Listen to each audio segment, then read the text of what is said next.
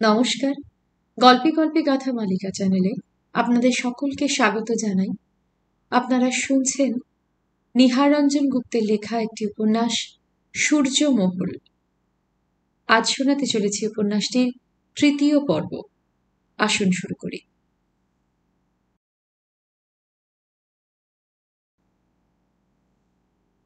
সরযুকে নিয়ে নরেন্দ্র ঘর থেকে বের হয়ে গেল। বাইরে তখন দুর্যোগ কিছুটা কমে এসেছে বটে, তবে একেবারে শান্ত হয়নি। শোঁ শোঁ করে হাওয়া বইছে। জীর্ণ সূর্যমহলের কাছের শার্সিগুলো সেই প্রচণ্ড হাওয়ার ঝাপটায় কেঁপে কেঁপে উঠছে। একটা চাপা আর্তনাদ যেন। তারাদাস তখনও ঘরের মধ্যে দাঁড়িয়ে। তারাদাস, হুজুর, ওই মহলটা, মানে বলছিলাম যে মহলের মধ্যে বৌমা আর কর্তাবাবু, একটা কথা বলবো? কি? ছোট কর্তা আজ বেঁচে থাকলে তার বয়স অন্তত পক্ষে ৫৫ কি ৫৬ হতোই। তা মানে কনকনারায়ণ যেন মুহূর্তকাল কি ভাবেন মনে মনে। তারপর তারাদাসের মুখের দিকে তাকিয়ে বলেন, তা তো ঠিকই বলেছিস। বলছিলাম, তার ওই বাচ্চা বউ, মানে মানে যিনি এলেন আপনার পুত্রবধূর পরিচয়ে, তার বয়স ২২-২৩-এর বেশি কিছুতেই নয়। হারামজাদা, তুই এখনো বৌমাকে সন্দেহ করছিস? বৌমার ঠিক ঠিক বয়স তুই জানলি কি করে? তা হয়তো না জানতে পারি, কিন্তু ছোট কর্তার বয়স আজ কত হতে পারে? ৫৫-৫৬ তো হবেই, কিন্তু বৌমাকে দেখলে মনে হবে। বেরো বেরো এখান থেকে। তুই অতি ছোট লোক, অত্যন্ত ছোট মন তোর। আর হবে নাই বা কেন? ছোট জাতের ঘরে জন্ম, চিরকাল ছোট কাজ করে এসেছিস, খুন ডাকাতি জখম। তারাদাস বলতে পারত জবাবে, তা অবশ্যই করেছি হুজুর, কিন্তু সেও তো আপনারই সাগরেদি। জীবনটাই তো আপনার সাগরেদি করে কাটিয়েছি। ভালো সাধু হবার আর সুযোগ পেলাম কোথায়? কিন্তু তারাদাস কিছুই বলল না। নিঃশব্দে ঘর থেকে বের হয়ে গেল এক সময়। কিন্তু তারাদাস বা বৃদ্ধ কনকনারায়ণ উত্তেজনায় ও নিজেদের মধ্যে কথা বলার ব্যাপারে ব্যস্ত থাকায় দেখতে পেল না, বা তাদের নজরেও পড়ল না, পশ্চিম দিককার জানালা পথে একজোড়া চোখ ওই ঘরের মধ্যে তাকিয়েছিল, এবং একজোড়া কান ওদের প্রত্যেকটি কথা মনোযোগ দিয়ে শুনছিল।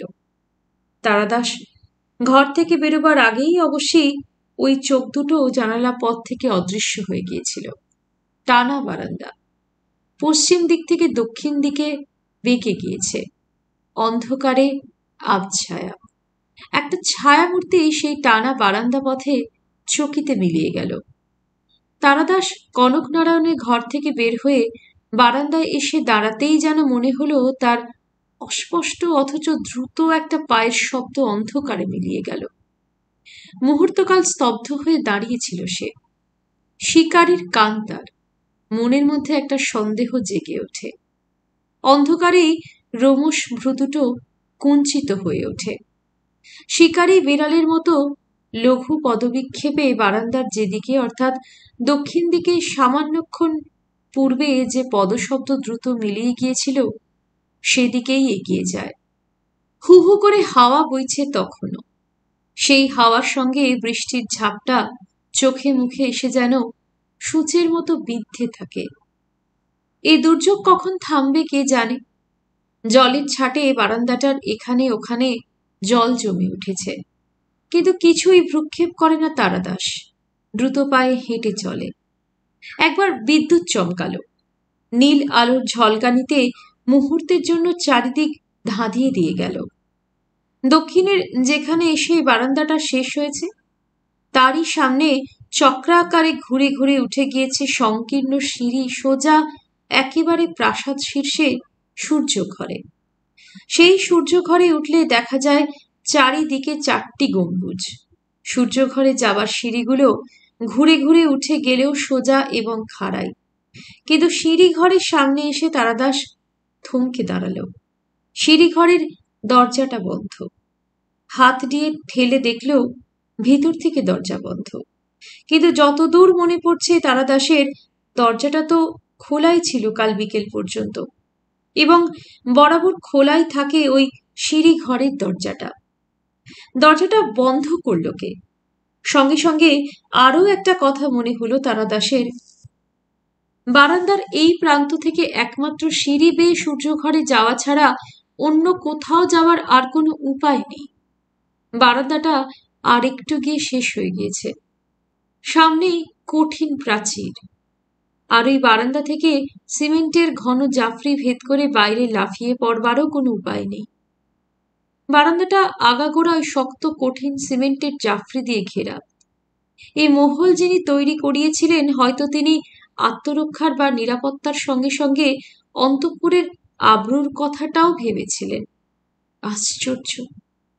পদশব্দ স্পষ্ট শুনেছে তারাদাস এই দিকে বারান্দার এই প্রান্তে আসতে, এবং সে যে মানুষের পদশব্দ তাতেও কোনো রকম সন্দেহ নেই। কেউ না কেউ এইদিকে কিছুক্ষণ পূর্বে এসেছে নিঃসন্দেহে। তবে সে কোথায় গেল? সূর্যঘরে যাবার সিঁড়ির মুখের দরজাটা বন্ধ। তবে কি কেউ ওই সিঁড়ি ঘরে ঢুকে ভিতর থেকে দরজাটা বন্ধ করে দিয়েছে? নিশ্চয়ই তাই। নচেত দরজাটা বন্ধ কেন? কালও তো সে দেখেছে দরজাটা খোলা। আজ অবশ্যই এদিকে কথাটা ভাবছে তারাদাস আপন মনে, এবং দরজাটা ভেঙে ভিতরে ঢুকবে কি না চিন্তা করছে। এমন সময় হঠাৎ দড়াম করে বন্ধ দরজাটা খুলে গেল। আর ঠিক সেই মুহূর্তে একটা বিদ্যুৎ চমক। নীল আলোয় মুহূর্তের জন্য যেন ঝলসে গেল চারিদিক, চোখ ধাঁধিয়ে দিয়ে গেল। আর সেই মুহূর্তের ক্ষণস্থায়ী চোখ ঝলসানো নীল আলোয় যে দৃশ্য চোখে পড়ল তারাদাসের, তা তারাদাস বোধহয় কল্পনাতেও আনতে পারত না। একটা মুখ, মুখ ভরা দাড়ি আর মাথা ভরা ঝাঁকড়া ঝাঁকড়া চুল, আর কপালের নিচে এক জোড়া চোখ। সে চোখ যেন কোনো মানুষের নয়, কোনো জীবনের নয়, মৃতের চোখ, প্রেতের চোখ। আর সে চোখের কি চাউনি! ক্ষণিকের জন্য সে চোখের সঙ্গে চোখাচোখি হয়েছিল তারাদাসের, কিন্তু সেই ক্ষণিকের চোখাচোখিতেই ভয় এবং আকস্মিকতায় নিজের দু চোখের পাতা বুঝিয়ে ফেলেছিল। মুহূর্তের জন্য যেন বোবা পাথর হয়ে গিয়েছিল। আর ঠিক সেই মুহূর্তে একটা যেন ভারী বস্তু তার বুকের উপরে এসে প্রচন্ড একটা ধাক্কা দিল। ধাক্কাটা এমন অতর্কিতে এলো যে তারাদাস নিজেকে প্রতিরোধ করতে পারে না, সামলাতে পারে না। ছিটকে গিয়ে পিছনের লোহার মতো শক্ত জাফরির উপরে আছড়ে পড়ল যেন। মাথাটা একটা ধাক্কা লাগে কঠিন জাফরির গায়ে। ঝিমঝিম করে ওঠে সমস্ত চৈতন্য। একটা বোবা যন্ত্রণায় যেন অসাড় হয়ে যায় কিছুক্ষণের জন্য। আর সেই মুহূর্তে ও যেন শুনতে পায় একটা দ্রুত পদশব্দ। কে যেন অন্ধকারে বারান্দা দিয়ে ছুটে পালিয়ে গেল। সুস্থ হয়ে নিজেকে সামলে নিয়ে সোজা হয়ে আবার দাঁড়াতে তারাদাসের বেশ কিছুক্ষণ সময় লাগে। তারপরও সুস্থ হয়ে আবার যখন দাঁড়ালো, ঝাপসা অন্ধকারে কিছুই তার চোখে পড়ল না। সামনে সিঁড়িঘরের দরজাটার কভার দুটো খোলা, বাতাসে ক্যাচ ক্যাচ শব্দ করছে থেকে থেকে। সূর্যমহলের পীড়িত আত্মা যেন থেকে থেকে কি এক বোবা যন্ত্রণায় কুকিয়ে কুকিয়ে কেঁদে উঠছে। বাইরে বাতাস যেন হু হু করে দীর্ঘশ্বাস ছাড়ছে। দুর্যোগ এখনো কমেনি, তবে বৃষ্টিটা কমে এসেছে বলেই মনে হয়। মুহূর্তে ঘটে যাওয়া সমস্ত ব্যাপারটা বুঝে উঠতে তারাদাসের কিছুক্ষণ সময় লাগে। সিঁড়িঘরের দরজাটা বন্ধ ছিল। বন্ধ যে ছিল তা সে হাত দিয়ে ঠেলে জানতে পেরেছিল। তারপর এক সময় দরজাটা খুলে গেল, আর সেই একটা মুখ, এক মুখ দাড়ি গোঁফ, এক মাথা ঝাঁকড়া চুল, আর প্রীতির মতো দুটো চোখের চাউনি। বুকের রক্ত যেন হিম হয়ে যায়। লোকটা তাকে একটা ধাক্কা দিয়ে অতর্কিতে ঠেলে ফেলে দিয়ে বারান্দা দিয়ে অন্ধকারে ছুটে পালিয়ে গেল। লোকটা যেই হোক, এবারের যে কেউ নয় তা বুঝতে তারাদাসের আদৌ কষ্ট হয় না। আর সেই কারণেই একটু আগের ব্যাপারটা তার রীতিমতো সন্দেহ জাগায়। ভূত প্রেত নয়, একটা মানুষ। কিন্তু কে লোকটা? রীতিমতো যেন চিন্তিত হয়ে ওঠে তারাদাস। একই কোথা থেকে একটা মেয়ে ছেলে আর তার সঙ্গে একটা ছেলেকে এনে জুটিয়েছে নরেন্দ্র, তার উপর ওই রহস্যজনক মূর্তি। অতর্কিতে ধাক্কা খেয়ে বুকটা একটা ব্যথা অনুভব করে তারাদাস। পায়ে পায়ে এগিয়ে চলে কর্তার ঘরের দিকে। রাত তখন প্রায় শেষ হয়ে আসছে। দুর্যোগের ভিতরেও একটা অস্পষ্ট আলোর প্রথম আভাস। কর্তার ঘরের কাছাকাছি এসেছে তারাদাস। এমন সময় দেখতে পেল কে এক নারী কর্তার ঘরের দরজা ঠেলে তার ঘরে প্রবেশ করতে উদ্যত। মাথায় তার স্বল্প ঘোমটা। কে কে ওখানে? তারাদাসের ডাকে থমকে দাঁড়ালো সেই নারী, সরজু। ফিরে তাকালো। প্রথম ভোরের ঝাপসা আলোয় চিনতে কষ্ট হলো না তারাদাসের সেই নারীকে, কর্তার পুত্রবধূর পরিচয়ে যিনি এই সূর্যমহলে এসেছেন। ঠাকরুন, আমাকে কিছু বলছো তারাদাস? হ্যাঁ ঠাকরুন, আপনাকেই বলছি। বলি, যাচ্ছেন কোথায়? বাবার ঘরে। না। কি বললে? তীক্ষ্ণ কণ্ঠে প্রশ্ন করে সরজু। বলছি অমন হুটহাট করে কর্তার ঘরে যাবেন না দয়া করে।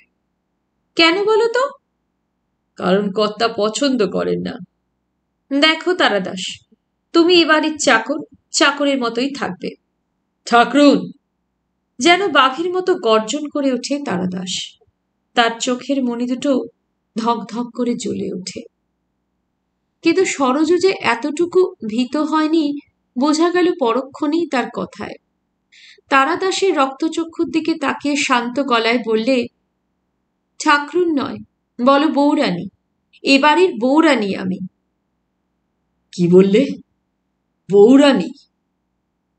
কথাটা বলে হো হো করে হেসে উঠল তারাদাস। হাসি তো নয়, যেন একটা নিষ্ঠুর ব্যঙ্গ খান খান হয়ে চারিদিকে ছড়িয়ে পড়ল। সেই জীর্ণ প্রাসাদের দেওয়ালে দেওয়ালে আছড়ে পড়ল। তারাদাস! শোনো ঠাকরুন, তুমি আর যার চোখে এই ধুলো দাও আমার চোখে দিতে পারোনি, আর পারবেও না। কি বললে? যা বললাম সেটা অস্পষ্ট বা না বোঝবার মতো কিছু নয় ঠাকরুন। স্পষ্ট সত্যি কথাটাই বলেছি। এ বাড়ির সঙ্গে তোমার যে কোনো সম্পর্ক নেই তা আমি জানি। চুপ রাও বেয়াদব! চিৎকার করে ধমকে উঠল সরজু। গলা তুলে চোখ রাঙিয়ে তারাদাসকে ভয় খাওয়াতে পারবে না ঠাকরুন। এসেছ যখন আর কর্তার ঠাঁই দিয়েছে যখন, এই সূর্যমহলে থেকে যাও। তবে এই বুড়োর ঘরে আমার অবর্তমানে যদি ঢুকবার এতটুকু চেষ্টা করো। তারাদাস! তীক্ষ্ণ কণ্ঠে আবার গর্জন করে ওঠে সরজু। কিন্তু তারাদাস ভ্রুক্ষেপও করে না। বলে, তাই যদি চেষ্টা করো তো জেনো রাতারাতি মুখে কাপড় বেঁধে তুলে নিয়ে গিয়ে মাটির তলায় পুঁতে ফেলবো। কাক পক্ষীতেও জানতে পারবে না। কি বললি হারামজাদা? বাহ, গালাগালো যে দিতে জানো দেখছি ঠাকরুন। সে দাও, ক্ষতি নেই। আর তুমি একটা কথা হয়তো জানো না ঠাকরুন, তাই বলছি। এই তারাদাস এককালে ডাকাতি করত। হ্যাঁ, এই যে দেখছো, এই হাতে বহু খুন করেছি। অনেক রক্ত হাতে লেগেছে।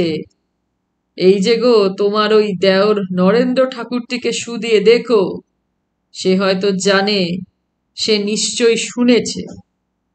তুই আমাকে শ্বশুর ঠাকুরের ঘরে ঢুকতে দিবি না? ঠিক তাই। তোর এত বড় স্পর্ধা? স্পর্ধা বলে মনে করো তো তাই। যাও এখন এখান থেকে, সরে পড়ো দেখি, ভালো মানুষের মেয়েটির মতো। কথাটা বলার সঙ্গে সঙ্গে তারাদাস এগিয়ে গিয়ে কর্তার ঘরের দরজার সামনে দাঁড়ায়। সরজু বুঝতে পারে লোকটা কথাগুলো বাড়িয়ে বলেনি। সে তাকে কর্তার ঘরে ঢুকতে সত্যিই দেবে না প্রাণ থাকতে। এদিকে ওদিকে তাকায় সরজু। তারপর কি ভেবে আর কথা কাটাকাটি করে না। কেবল কয়েকটা মুহূর্ত নিষ্পলকে চেয়ে থাকে তারাদাসের মুখের দিকে, তার অসুরের মতো চেহারাটার দিকে। তারপর নিঃশব্দে চলে যাওয়ার জন্য ফিরে দাঁড়ায়। তারাদাস যেমন দাঁড়িয়েছিল তেমনি দরজাটা আগলে দাঁড়িয়ে থাকে, যেন পাথরের মূর্তির মতো। সরোজ চলে গেল। ভোরের আলো তখন আরো স্পষ্ট হয়ে উঠেছে চারিদিকে। বাগানে পাখির ডানা ঝাপটানোর শব্দ ও কিচিরমিচির শব্দ শোনা যায়। তারাদাস একটা দীর্ঘ নিঃশ্বাস ফেলল। সরোজ যে এত সহজে তার কথা মেনে নেবে, চলে যাবে ফিরে, তারাদাস বোধহয় ঠিক বিশ্বাস করতে পারেনি। ধীরে ধীরে দরজা ঠেলে তারাদাস অতঃপর কনক নারায়ণে ঘরে ঢুকল। তিনি তার শয্যার উপর বসে ঝিমুচ্ছিলেন, কিন্তু শ্রবণ শক্তি তার অত্যন্ত প্রখর। দরজা খোলার মৃদু শব্দ তার কানে এসেছিল। প্রশ্ন করল, কে? কথা আমি, তারাদাস। হ্যাঁ। আচ্ছা তারাদাস, আগে তুই তখন যেন কি বলছিলি? কখন? ওই যে বলছিলি অত অল্প বয়সে মেয়েটার। তা হ্যাঁ রে, এমনও তো হতে পারে হতভাগাটা অনেক বয়সে বিয়ে করেছিল। আমিও তো বেশি বয়সে বিয়ে করেছিলাম। তোর মা ঠাকরুন আমার চাইতে বয়সে কত ছোট ছিলেন। কথা, একটা কথা বলবো, যদি রাগ না করেন। হতভাগা বাঁদর, তোর ওপরে আমি রাগ করেছি কবে রে? কে আর আমার আছে আজ এ দুনিয়ায় একমাত্র তুই ছাড়া? মরলেও তো তোকে এই বুড়ো শকুনিটার মুখে আগুন দিতে হবে। কেন? কোন দুঃখে? যারা দেবার তারাই দেবে। কি বললি? হ্যাঁ, আপনি বিশ্বাস করুন আর নাই করুন, আমি জানি মা ঠাকরুন আজ বেঁচে না থাকলেও দাদাবাবু ছোট কর্তা আজও বেঁচে আছেন। ওরে হতভাগা, বিধবা বউটার দিকে চেয়েও বুঝতে পারছিস না? নেই নেই, সব শেষ হয়ে গেছে। ঘাটের মরা কেবল আমি, পুরো শকুন আজও এই প্রেতপুরীতে পড়ে আছি। এখন থামান তো ওসব কথা কর্তা। তা তো বলবি, ভালো কথায় হতভাগা তুই কান দিবি কেন? যেমন চরিত্রী তেমনই তো হবে। শোন। কি? দরজাটা বন্ধ করে দে আগে। কেন? যা বলি শোন না হতভাগা বাঁদর। তারাদাস এগিয়ে গিয়ে দরজাটা ভিতর থেকে বন্ধ করে দিয়ে এলো। দিয়েছিস? হুম। জানালাগুলো বন্ধ করে দে। তারাদাস তাই করল। আয় এবারে আমার সামনে আয়। তারাদাস কনক নারায়ণের সামনে এসে দাঁড়ালো। শোন, আমার পালঙ্কের নিচে ঢোক। ঢুকে দেখবি একটা চৌকো পাথর আছে। ঘরের মেঝেতে তো সব পাথরই চৌকো। যা বলি শোন আগে। ঠিক ওই পালঙ্কের মাঝখানে নৈরিত কোণে 1 হাত দূরে যে পাথরটা বসানো আছে, তার উপরে একটা পদ্ম আঁকা আছে দেখবি। পদ্ম? হ্যাঁ, যে পাথরটার উপর পদ্ম আঁকা সেটা আলগা। পূব দিকে মুখ করে ডান দিকে চাপ দিলেই পাথরটা উঠে যাবে।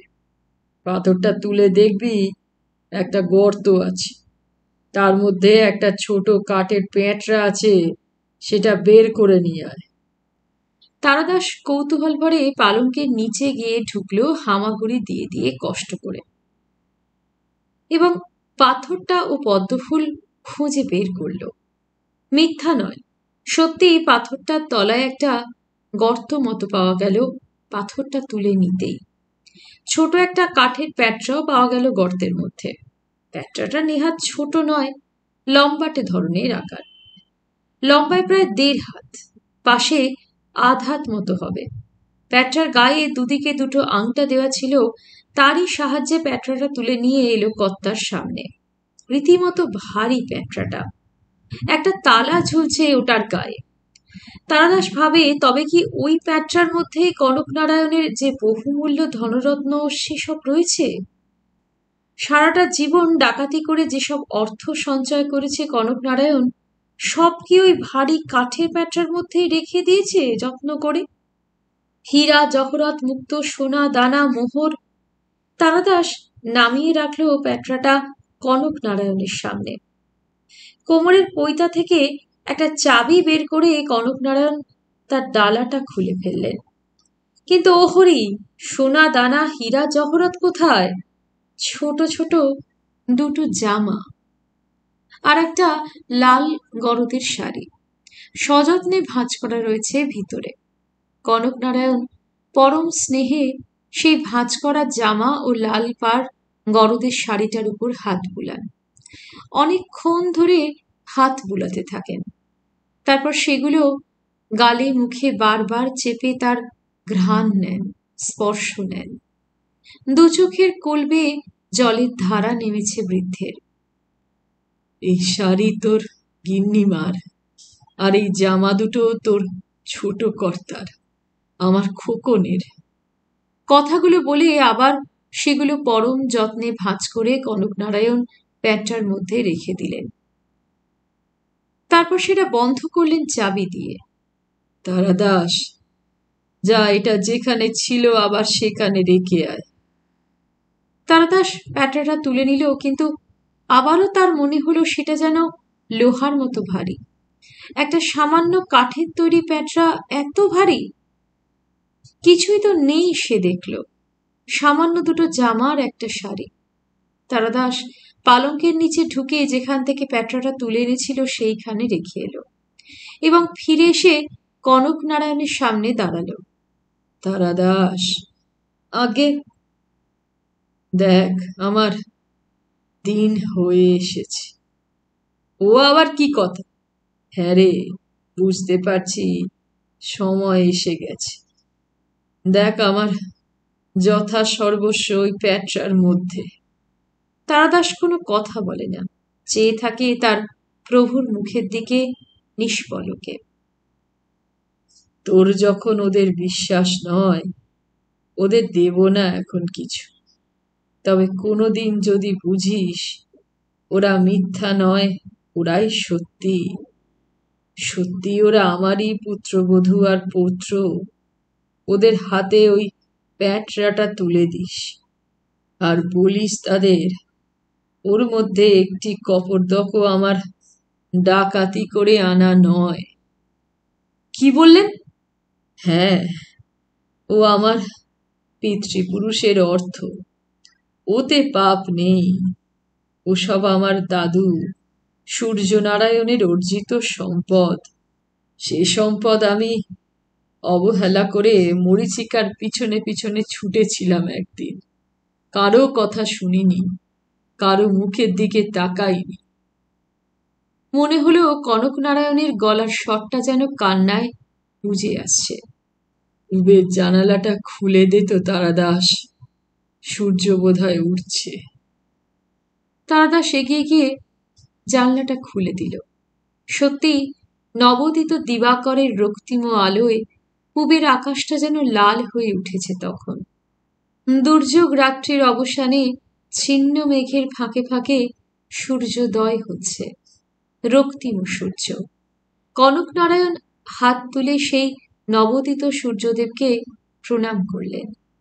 তারপর ধীরে ধীরে বলতে লাগলেন, জবা কুসুম শঙ্কাশং কাশ্যপেয়ং মহদ্যুতিম ধান্তারিং সর্বপাপঘ্ন প্রণতস্মি দিবাকরম।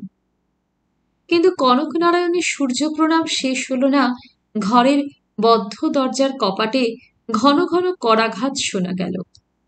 চমকে উঠলেন কনক নারায়ণ, চমকে উঠে তারাদাস। কে কে?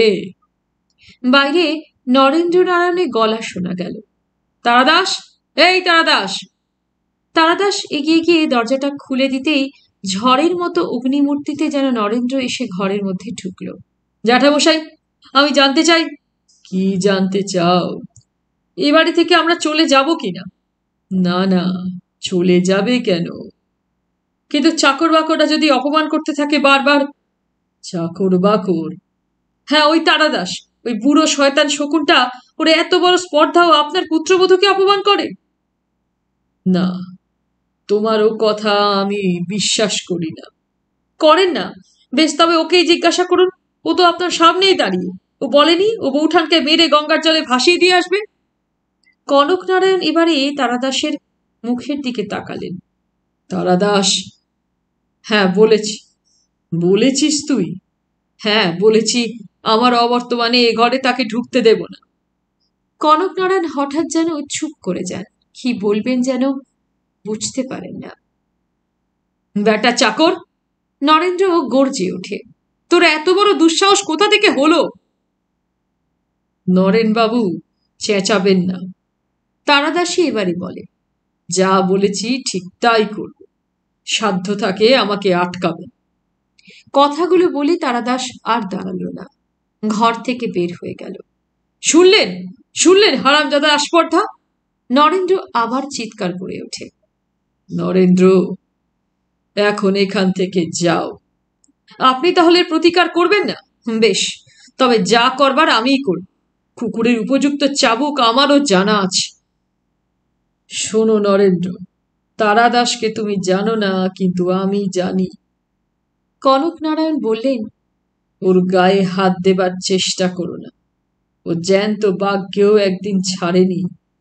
এখনো ওর সর্বাঙ্গে ৩৮টা ঘায়ের দাগ আছে। তাছাড়া ওর সামনে পিছনে দুদিকেই চোখ আছে। খট খট খট! বাইরের দরজার কড়াটা ধরে কে যেন খটখট করে নেড়ে শব্দ করে চলেছে। কৌশিক উঠে দাঁড়িয়ে এগিয়ে চলল বাইরের দরজাটা খুলে দেবার জন্য। মনির জ্বরটা ছাড়েনি, গায়ে তখনও তার জ্বর রয়েছে বেশ। মনি ডাকে, দাদা, কোথায় যাচ্ছ? দেখি কে যেন পড়া নাড়ছে। কে এলো দাদা? দেখি, হয়তো সামন্তর কোনো লোক। কিন্তু দরজাটা খুলে দিয়ে কৌশিকের যেন বিস্ময়ের অবধি থাকে না। স্বয়ং সামন্ত সাহেব। হাতে দুটো ঠোঙা নিয়ে সামন্ত সাহেব দাঁড়িয়ে আছে দরজার গোড়াতে। কিছু দূরে তার গাড়িটা দেখা যাচ্ছে। স্যার, আপনি? হ্যাঁ রে, দেখতে এলাম তোদের ভাই বোনকে। তোদের এখানে কোনো কষ্ট হচ্ছে না তো? না স্যার, কষ্ট কেন হবে? কেবল ওইটুকুই বলে কৌশিক, বেশি আর কিছু বলতে পারে না। ব্যাপারটা যেন তার চিন্তারও অতীত। হঠাৎ কারখানা ঘর থেকে তাকে তার অফিসে ডেকে নিয়ে যাওয়ার পর থেকে সামন্ত যা ব্যবহার করছে কৌশিকের সঙ্গে, সত্যি কথা বলতে কি তার কোনো মাথা মুন্ডু এখনো যেন সে হদিশ করতে পারছে না। সামন্ত সাহেব হঠাৎ তার প্রতি এত সদয় কেন হয়ে উঠল? নে, এই ঠোঙা দুটো ধর, এর মধ্যে তোর বোনের জন্য কিছু ফল আর হরলিক্স আছে। তারপরে পিছন ফিরে সামন্ত সাহেব ডাকে, বাদুর! একটা বেটে খাটো নেপালি, মাথায় টুপি, ফুল প্যান্ট ও বুশকোট পরা, কোমরে একটা লম্বা ভোজালি, সঙ্গে সঙ্গে সামনে এসে দাঁড়ায়। হুজুর, এই দাদাবাবু আর দিদিমণির সব সময় তুই দেখাশোনা করবি, এখানেই তুই থাকবি। ঠিক আছে হুজুর। কৌশিক, বলুন স্যার। এই বাহাদুরকে এখানে রেখে যাচ্ছি, এ তোদের দেখাশোনা করবে। আর বাহাদুর, খুব হুঁশিয়ার, বাইরের কোনো আদমি যেন এখানে ঢুকতে না পারে। ঠিক আছে হুজুর। কৌশিক, স্যার, আমি তোকে আপাতত আরো কিছুদিনের জন্য ছুটি বাড়িয়ে দিলাম। তোর বোন একেবারে ভালো করে সুস্থ হয়ে ওঠা না পর্যন্ত তোকে কারখানায় যেতে হবে না। কিন্তু স্যার, আমার হাতে তো অত পয়সা নেই, বসে বসে খেলে। সেজন্য তোকে ভাবতে হবে না, সে ব্যবস্থা আমি করব। আপনি? হ্যাঁ, ওই বাহাদুর রইলো, সব এনে দেবে যখন যা দরকার। কাল সকালে আমি ডাক্তার নিয়ে আসবো, সে তোর বোনকে দেখে যা ওষুধ দেবার দেবে। কৌশিক আর কি বলবে, চুপ করে থাকে। সমস্ত ব্যাপারটাই তার কাছে যেন অবিশ্বাস্য একটা স্বপ্নের মতোই মনে হয়। যে সামন্ত কখনো তার কর্মচারীদের সঙ্গে মুখ খিচিয়ে ছাড়া কথা বলে না, যার বুকের মধ্যে সকলেই জানে দয়া মায়া বলে কোনো পদার্থ নেই, অত্যন্ত স্বার্থপর যে লোকটা, সে লোকটা হঠাৎ তার প্রতি যেন একেবারে দয়ার অবতার হয়ে উঠেছে। দয়া যেন তার উতলে পড়ছে। কি করে কৌশিকদের একটু আরাম দেবে, সুখ দেবে, সেই চিন্তায় যেন সে অস্থির হয়ে উঠেছে। কেন? কারণটা কি? আমি রোজ একবার করে আসবো, তোদের খোঁজ খবর নিয়ে যাব, কেমন? এবারেও কৌশিক চুপ করেই থাকে। সামন্ত অতঃপর বিদায় নিয়ে চলে গেল। বাহাদুর তখনও দরজার পাশে দাঁড়িয়ে আছে। কৌশিক বাহাদুরের মুখের দিকে তাকালো। হলদেটে চ্যাপ্টা মুখ, ছোট ছোট কুতকুতে চোখ, পা দুটো যেন বেঁকা, অনেকটা একটা শিম্পাঞ্জির মতো মনে হয় মানুষটাকে। মণি ঘরের ভিতর থেকে ডাকে, দাদা, দাদা ভাই, তুমি কোথায়? কৌশিক তাড়াতাড়ি বোনের কাছে যায়। কেন রে মণি? ওগুলো তোমার হাতে কি দাদা ভাই ঠোঙায়? ফল খাবি? ফল? হ্যাঁ, বেদানা, কমলা লেবু, আঙুর, দেখ না। মণির চোখের মণি দুটো আনন্দে খুশিতে যেন চকচক করে ওঠে। সে বলে, কই তাও? হাত বাড়ায় মণি। আহা বেচারি, জ্ঞান হওয়া অব্দি দুঃখের সঙ্গেই ওর পরিচয়। যত কষ্ট যেন ওদের কপালেই কেবল। দুবেলা দুমুঠো পেট ভরে খেতে পায় না, পরনের জামা নেই, অন্ধকার স্যাঁতস্যাঁতে ঘর। কৌশিক ফলের ঠোঙাটা বোনের হাতে তুলে দেয়। ফলগুলো দেখতে দেখতে মনির খুশি যেন আর ধরে না। বলে, উফ বাবা, কত ফল! তুমি বুঝি কিনে আনলে দাদা ভাই? না রে, আমি কোথায় পয়সা পাবো অত? তবে সামন্ত সাহেব দিয়ে গেল।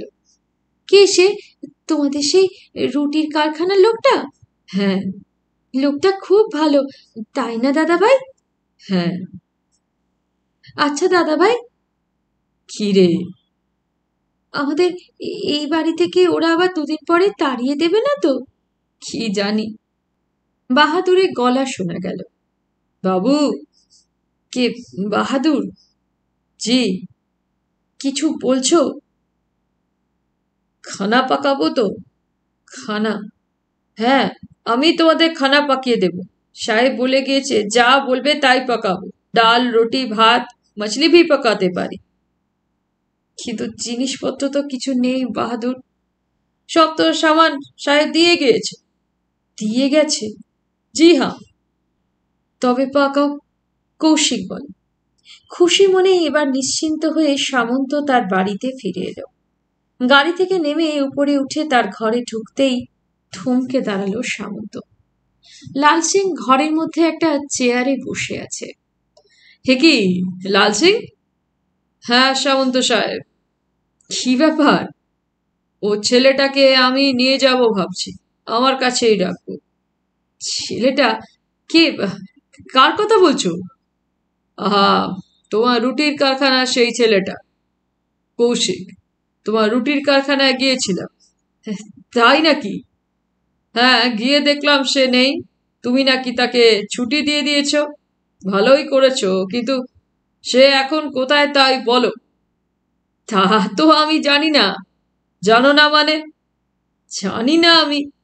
বাহ, শুনলাম তোমার গাড়িতে করে ড্রাইভার তাকে নিয়ে গিয়েছে। আমার ড্রাইভার? কি বলছো মাথা মুন্ডু লাল সিং? মাথা মুন্ডু যে আমি বলিনি তা আমিও যেমন জানি তুমিও তেমনই জানো। বলো কোথায় সে? তুমি ভুল খবর পেয়েছো লাল সিং।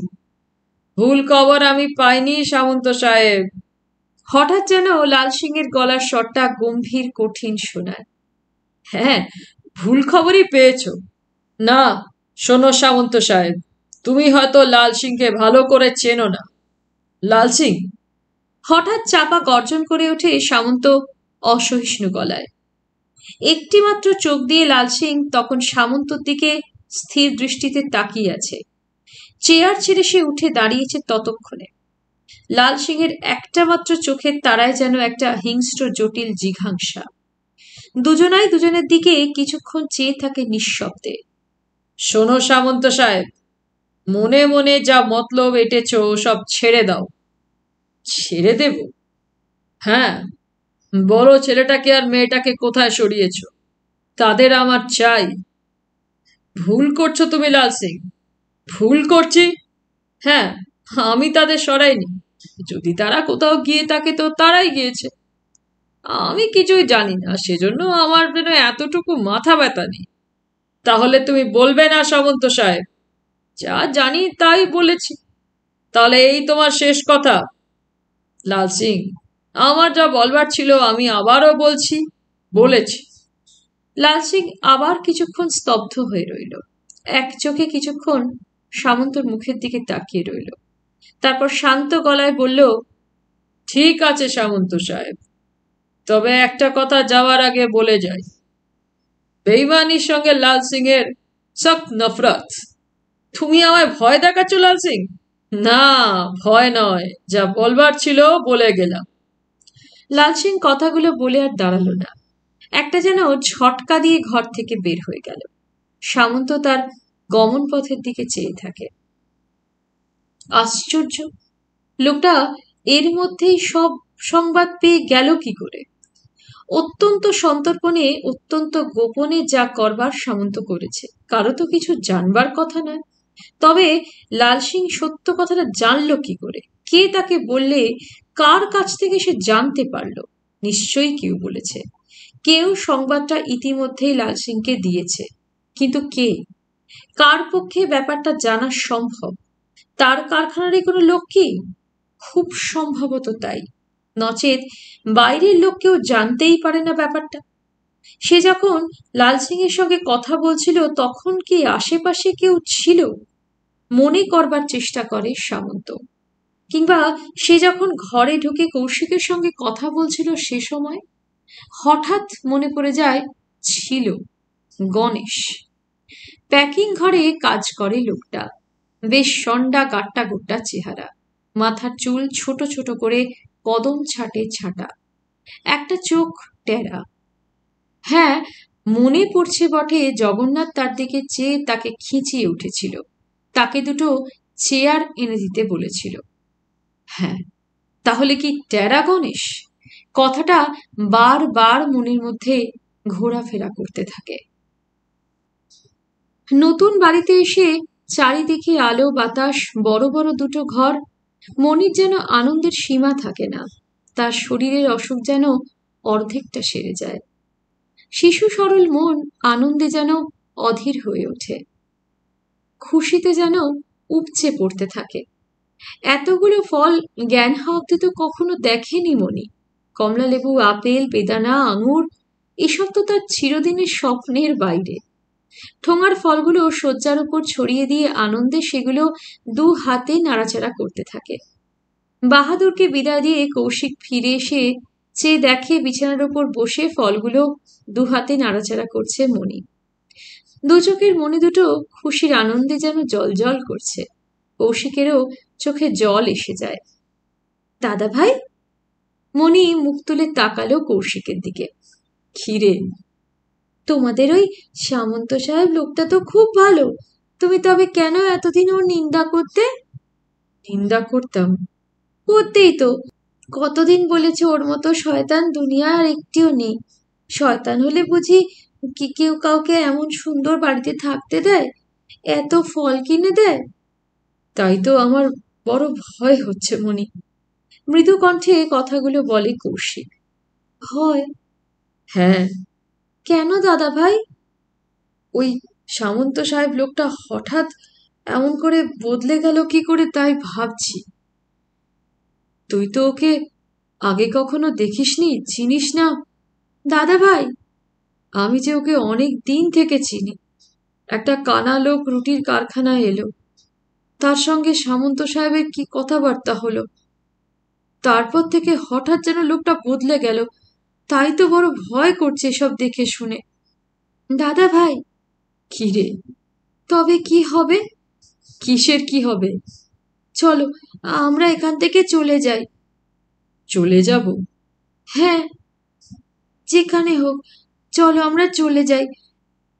এই বাড়ি, ওই ফলে আমাদের কাজ নেই। তাই ভাবছি রে। আমার যেন বড্ড ভয় করছে দাদা। ভয় কি? আমি তো আছি। আরো কিছু বলতে উদ্যত হয়েছিল কৌশিক, কিন্তু হঠাৎ দরজার দিকে নজর পড়তেই থেমে গেল। আধ ভেজানো দরজার ওপাশে একটা মুখ যেন চকিতে সরে গেল কৌশিকের মনে হলো। এবং মুহূর্তের জন্য হলেও চিনতে কষ্ট হয় না কৌশিকের। চ্যাপ্টা হলদেটে মঙ্গোলিয়ান টাইপের একটা মুখ। সে বাহাদুর। হঠাৎ যেন কৌশিকের বুকের রক্তটা হিম হয়ে যায়। বাহাদুর আড়ি পেতে ওদের কথা শুনছিল। ব্যাপারটা বুঝতে কৌশিকের কষ্ট হয় না। কিন্তু কেন? বাহাদুর কেন আড়ি পেতে ওদের কথা শুনছিল?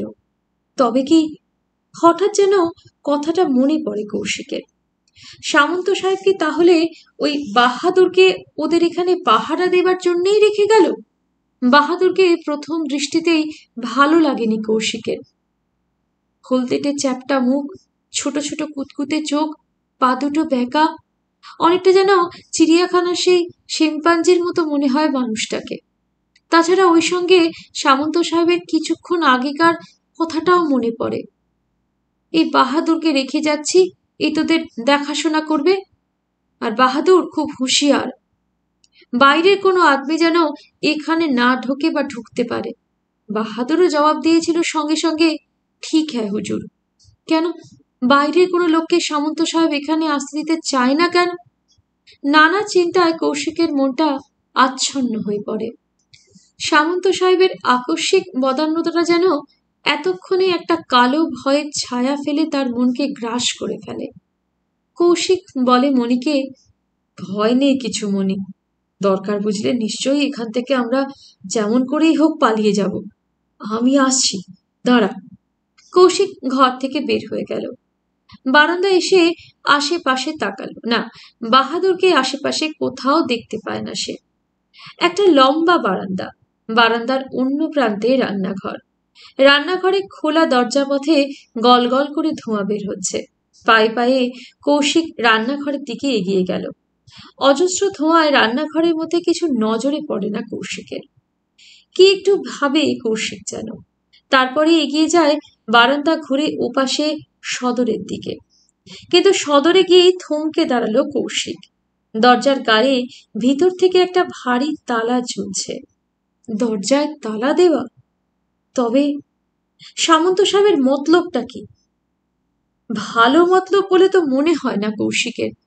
তবে কি সামন্ত সাহেব তাদের ভুলিয়ে ভালিয়ে এনে এই বাড়ির মধ্যে বন্দি করলো ভাই বোনকে? কিন্তু কেন? সামন্ত সাহেব তাদের বন্দি করতেই বা যাবে কেন? কি উদ্দেশ্য থাকতে পারে তার? বাবুজি! হঠাৎ পিছন থেকে ডাকটা শুনে যেন ভূত দেখার মতোই চমকে ঘুরে ফিরে তাকায় কৌশিক। বাহাদুর তার হাত পাঁচেক দূরে দাঁড়িয়ে। কখন যে ইতিমধ্যে নিঃশব্দে বাহাদুর তার পেছনে এসে দাঁড়িয়েছে কৌশিক জানতেও পারেনি। কে? বাবুজি! সেই হলদেটে চ্যাপ্টা মুখ। কুছ মাংতা হ্যায় বাবুজি? বাহাদুরই আবার প্রশ্ন করে। না তো। তব ইধর খড়া হ্যায় ক্যু বাবুজি? বাহাদুর, বাবুজি, আমি একটু বাইরে যাব ভাবছিলাম, কিন্তু দরজাটায় তালা দেওয়া দেখছি। বাহাদুর হাসল। তার হলদেটে চ্যাপ্টা মুখে খুঁতখুঁতে চোখে সে হাসি দেখে কৌশিকের বুকের মধ্যে কেমন যেন শিরশির করে ওঠে। কি দরকার আছে? আমি তো আছি, বলুন। কোনো কিছু আনতে হবে কি? না। তবে কাউকে কোনো খবর দিতে হবে? না, আমার কাজ তুমি করতে পারবে না, আমাকে নিজেই করতে হবে। তুমি একটু দরজাটা খুলে দাও, আমি যাব আর আসবো। মাফ কিজিয়ে বাবুজি, ও আমি পারবো না। পারবে না? না। কেন? সাহেবের হুকুম আছে। হুকুম? হ্যাঁ, তার বিনা অর্ডারে এ বাড়িতে কেউ যেমন ঘুষতে পারবে না, তেমনি কেউ বেরুতেও পারবে না। ও আচ্ছা, তবে ঠিক আছে। কৌশিক আর দাঁড়াল না, ঘরের মধ্যে ফিরে গেল। তার সব কিছু তখন যেন কেমন গুলিয়ে যাচ্ছে। সামন্ত সাহেব তাহলে ওই মতলবে তাদের এখানে এনে তুলেছে। এত আদর খাতির যত্ন, তাদের ভাই বোনকে এখানে এনে তাহলে সামন্ত বন্দি করেছে। বন্দি? কিন্তু কেন? সামন্ত সাহেব তাদের বন্দি করবে কেন? কি স্বার্থ তার? মণিটা ঘুমিয়ে পড়েছে। এগিয়ে গিয়ে কপালে হাত ছুঁয়ে দেখল কৌশিক। আবার জ্বর হয়নি তো? না, জ্বর হয়নি, গা ঠান্ডা। ঘুমাচ্ছে মণি। মণির শিয়রের ধারে বসে পড়ে কৌশিক। মাথাটার মধ্যে যেন ঝিমঝিম করছে। সেই রাত্রেই, কত রাত হবে কে জানে, মণি ঘুমিয়ে রয়েছে, কিন্তু কৌশিকের চোখে ঘুম ছিল না। অন্ধকারে খোলা জানলাটার দিকে শূন্য দৃষ্টিতে চেয়েছিল শয্যার উপরে শুয়ে। ঘরের আলো নেভানো, দরজাটা ভিতর থেকে আটকে দিয়েছিল কৌশিক আগেই। সাবধানের মার নেই। বাহাদুর রয়েছে বাড়িতে, কিন্তু তাকেও তো বিশ্বাস নেই। সমস্ত ব্যাপারটা আগাগোড়া আর একবার ভাববার চেষ্টা করছিল সে। ইতিমধ্যে কখন মধ্যরাত্রে চাঁদ উঠেছে কৌশিক টের পায়নি। ম্লান চাঁদের আলো বাইরে, হঠাৎ খুট করে একটা শব্দ হতেই ধরফর করে উঠে বসল কৌশিক। তাকালো খোলা জানলাটার দিকে। কে কে ওখানে? অস্ফুট কণ্ঠে একটা ভয়ার্ত চিৎকার কৌশিকের কণ্ঠ থেকে বের হয়ে আসে। কৌশিক! চাপা কণ্ঠে কে যেন ডাকে। কে? চুপ, চেঁচিও না, আস্তে। কে? ভয় নেই, আমি আমি টেরা গণেশ। টেরা গণেশ? হ্যাঁ, শোনো, জানলার ধারে এসো। গণেশ? হ্যাঁ গো, চিনতে পারছো না? আমি টেরা গণেশ, প্যাকিং এর কাজ করতাম। কৌশিকের মনে পড়ে তার রুটির কারখানার সহকর্মী টেরা গণেশকে। বেশ সন্ডা, গাঁট্টা গুট্টা। কৌশিক! আবার চাপা কণ্ঠে ডাকে গণেশ। কৌশিক চুপ করে থাকে। এসো, শোনো, জানলার কাছে এসো। কৌশিক উঠে দাঁড়ালো। আবছা চাঁদের আলোয় ঝাপসা ঝাপসা গণেশের মুখটা জানলার বাইরে দেখা যাচ্ছে। বাইরে কোথায় দূরে একটা কুকুর নৈশ স্তব্ধতা ভঙ্গ করে ডেকে উঠল। আজকের মতো শেষ করছি সূর্যমহল উপন্যাসটি। নিহারঞ্জন গুপ্তের লেখা উপন্যাস আমি আগেও পাঠ করেছি। যদি ভালো লাগে প্লেলিস্ট থেকে দেখে শুনতে পারেন। এছাড়াও আমার চ্যানেলে বেশ কিছু গল্প উপন্যাস রয়েছে, আপনাদের পছন্দ মতো সেখান থেকে বেছে নিয়ে শুনতে পারেন। আমার পাঠ যদি আপনাদের ভালো লেগে থাকে তাহলে অবশ্যই লাইক করবেন, চ্যানেলটিকে কাইন্ডলি সাবস্ক্রাইব করে আমার পাশে থাকবেন। ধন্যবাদ।